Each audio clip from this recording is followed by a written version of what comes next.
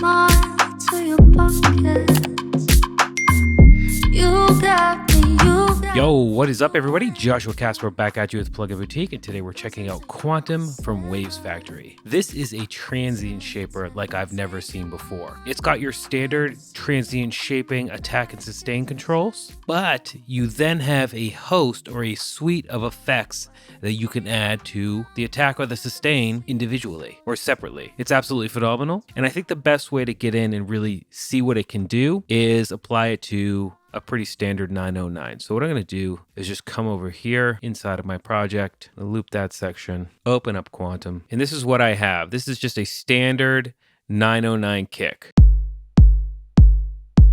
All right, now watch what happens when I've tweaked it out with Quantum. It's completely different.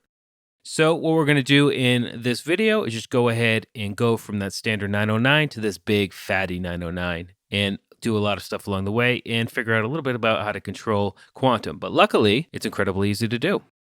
So here I am in the default state. And as I said, we have the attack and the sustain.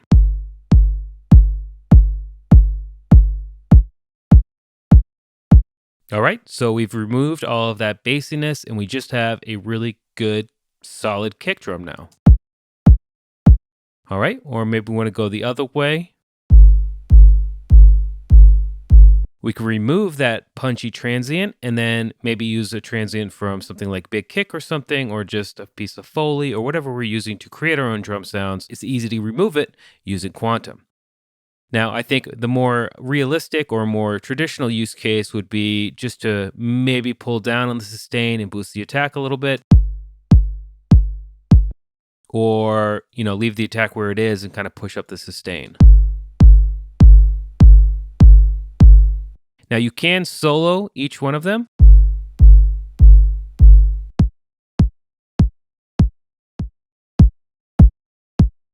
Which is very, very helpful, especially when you start adding effects. So this is how the separation happens. So this is controlling the algorithm that's deciding what's attack and what's sustain. You have your sensitivity, you've got modes. So right now we're on drums, it's pretty straightforward, but you can also do general or soft. And then you have the decay time. So if I solo my attack,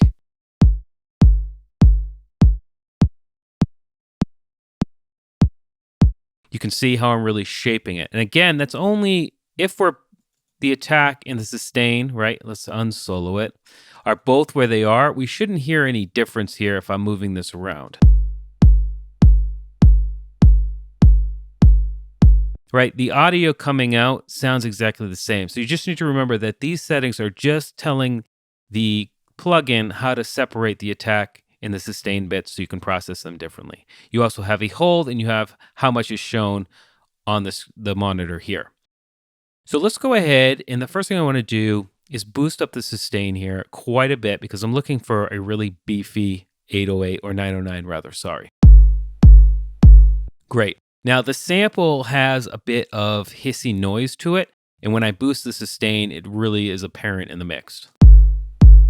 So what I can do is just come in here and add an EQ. And it's just like any other EQ you could imagine, a really high quality algorithm, but I'm gonna go ahead and turn the filter mode to high cut.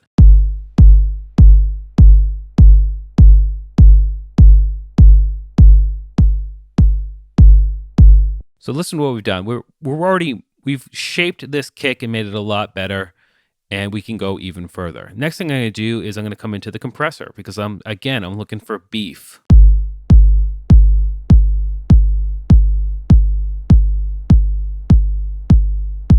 So now we have the beefiness, and all we need to do is use the makeup gain. And again, because we're doing that, we might have to roll up some more high end here.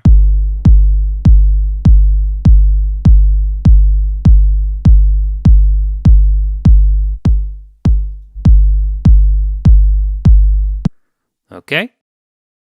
Maybe pull back on it a little bit. And let's just keep going a little bit further. We can add some saturation.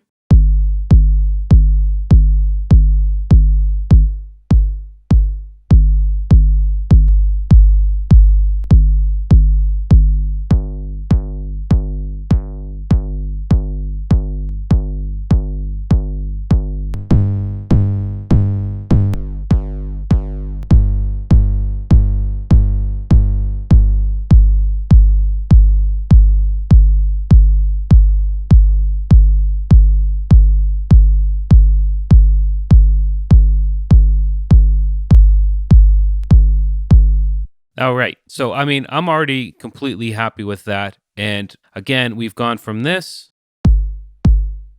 which has no real impact to it, to this.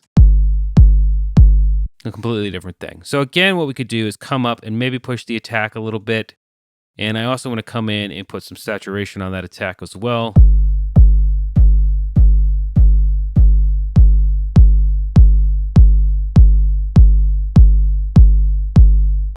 Absolutely. Absolutely. I tend to put more effects on the sustain portion because really what Quantum's is doing is it's just taking that little attack transient and deciding if you want a lot of it or a little of it. Sometimes I might color it with some saturation or use the lo-fi here as well. This is a bit crusher sample rate reducer.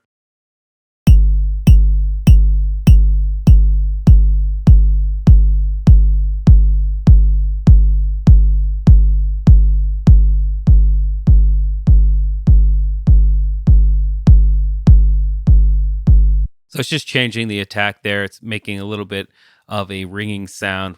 We pull back on it. It's just adding a bit more character. I might not do that for this particular sound that I'm going for,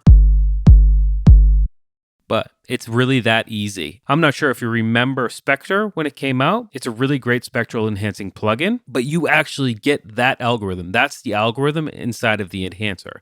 So that's the last thing I want to do here on the sustain portion is bring in that enhancer.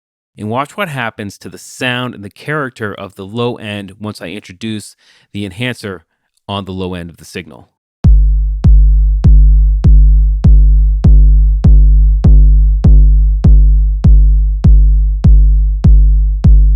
And it's that easy. Now, obviously, I'm just trying to get you started using the plugin once you've got it, but this can be applied to really anything you have. It works especially well with things like drums and percussion, but don't be afraid to throw it on a nice bass if you're looking for more attack on your bass or to reduce the attack on a bass. Whatever you want to do, Quantum's got you covered, and hopefully you have enough information to jump right in once you grab it from pluginboutique.com today. And as usual, I'm Joshua Casper here. I hope you learned something, and I'll see you in the next video. Why you leaving me now? I'll never see your soul inside, but I tried so hard. Drawing lines on a window. Take my smile to your pocket.